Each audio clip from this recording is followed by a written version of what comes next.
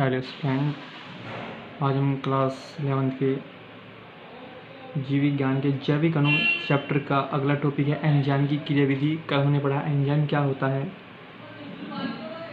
तो आज हम पढ़ेंगे एंजाइम की क्रियाविधि। एंजाइम क्या होते हैं? जो एंजाइम होते हैं ये किसी भी रासायनिक अभिक्रिया की गति को बढ़ा देते हैं और इनकी प्रकृति जो होती है प्रोटीन प्रकृति होती है, यानी कि ये प्रोटीन के बने होते हैं। आज हम पढ़ेंगे एंजाइमी क्रियाविधि। जो एंजाइम होते हैं वो किस तरह से अपनी क्रियाविधि करते हैं।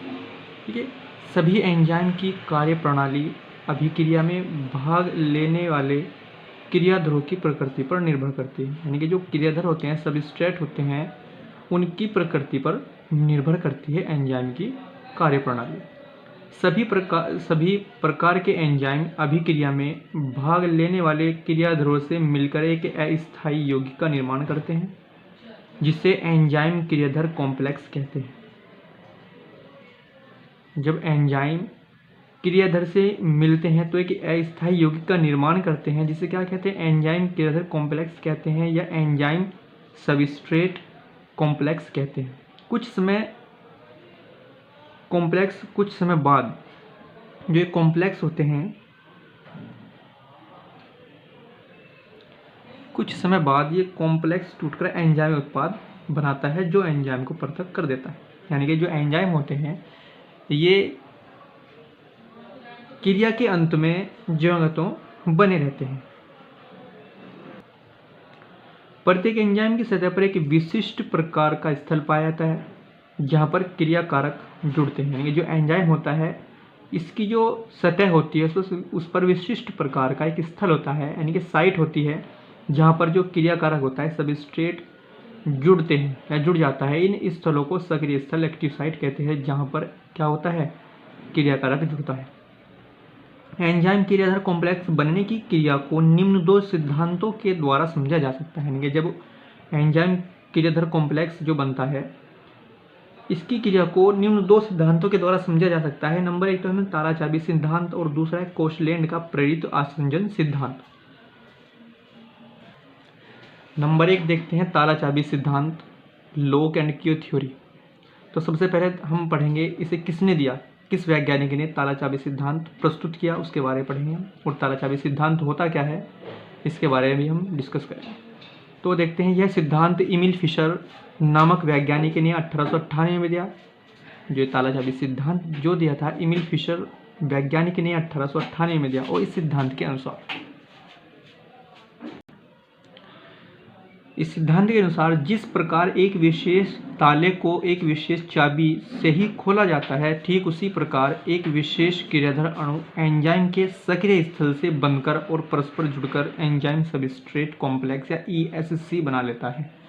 यानी कि जिस तरह से एक ताला होता है उसमें एक विशेष चाबी लगती है, इसी प्रकार जो क्रियाधर होता है क्रियाधर अणु ये एंजाइम के सक्रिय स्थल यानी कि एक्टिव साइट से जुड़कर क्या बनाता है? एंजाइम सबस्ट्रेट कॉम्प्लेक्स या ESC बना लेता है। और बाद में यह ESC एंजाइम सबस्ट्रेट कॉम्प्लेक्स टूटकर उत्पादन के प्रोडक्ट व एंजाइम प्रोडक्ट प्लस एंजाइम में बदल जाता है।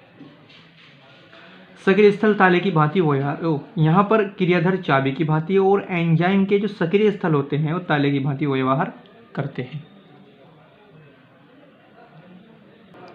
अब देखते हैं जो एंजाइम होता है इस तरह से ये एंजाइम है वो सबस्ट्रेट चाबी की भांति है, एंजाइम ताले की भांति है।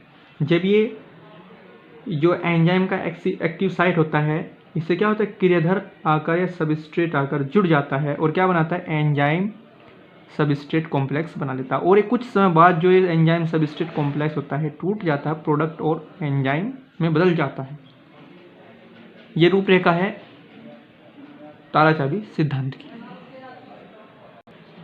दूसरा देखते हैं हम कोशलैंड का प्रेरित आसंजन सिद्धांत। यह सिद्धांत कोशलैंड नामक वैज्ञानिक ने 1960 में दिया था। इस सिद्धांत के अनुसार इसमें क्या बताया गया देखते हैं, एंजाइम की सतह पर मिलने वाले जो सक्रिय स्थल यानी कि एक्टिव साइट होते हैं वो दृढ़ नहीं होते, अर्थात इन स्थलों का आणविक विन्यास परिवर्तनशील व लचीला होता है। एंजाइम के जो सक्रिय स्थल होते हैं क्रियाधर अणु के समान नहीं होते। इसमें क्या बताया गया कि जो एंजाइम के सक्रिय स्थल होते हैं एक्टिव साइट होती है वे क्रियाधर अणु के समान नहीं होते, लेकिन जैसे ही एंजाइम क्रियाधार अणु के संपर्क में आता है तो एंजाइम के सक्रिय स्थल उसके समान अनुरूप होकर और उनके साथ जुड़कर ESC एंजाइम सबस्ट्रेट कॉम्प्लेक्स बना लेते हैं, और बाद में जो ESC होता है एंजाइम सबस्ट्रेट कॉम्प्लेक्स टूटकर उत्पाद बना लेता है और एंजाइम मुक्त हो जाता है।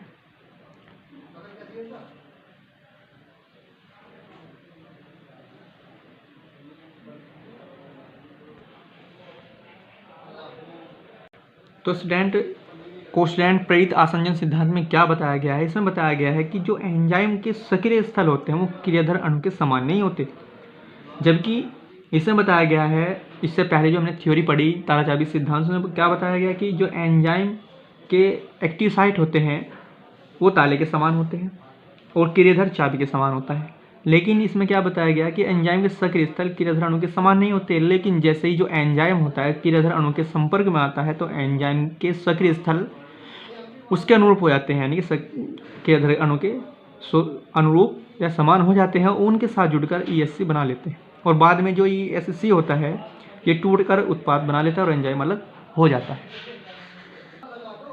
अब हम देखते हैं एंजाइम के गुण। देखिए एंजाइम के गुण निम्नलिखित हैं। नंबर 1, विशिष्टता। एंजाइम विभिन्न क्रियाओं को पूर्ण निर्धारित रूप में संपन्न करते हैं, यानी कि जो एंजाइम होते हैं विभिन्न क्रियाओं को पूर्ण निर्धारित रूप से क्या करते हैं, संपन्न करते हैं, अर्थात केवल एक एंजाइम एक रासायनिक अभिक्रिया को उत्प्रेरित करता है। जैसे यूरिएज एंजाइम जो होता है यूरिया का जल अपघटन करता है। नंबर 2, एंजाइम बहुत अधिक सक्रिय होते हैं। इनकी उपस्थिति में अभिक्रिया वेग 10 लाख गुना तक बढ़ जाता है, यानी कि जो एंजाइम होते हैं बहुत सक्रिय होते हैं, इनकी उपस्थिति में जो अभिक्रिया का वेग होता है वो 10 लाख गुना तक बढ़ जाता है। अब नंबर 3 देखते हैं सूक्ष्म मात्रा। जो एंजाइम होता है या एंजाइम होते हैं, एंजाइम की बहुत कम मात्रा भी अभिकारकों की अधिक मात्रा को उत्प्रेरित कर सकती है। नंबर 4, एंजाइम बिना साम्यावस्था को प्रभावित किए अभिक्रिया की दर को बढ़ा देते हैं। और नंबर 5, एंजाइम प्रोटीन प्रकृति के होते हैं। ये लास्ट टॉपिक था तुम्हारे सब्जेक्ट जो बायोलॉजी है उसका, जो जैविक अणु चैप्टर उसका लास्ट टॉपिक था। कल हम पढ़ेंगे दूसरा लेसन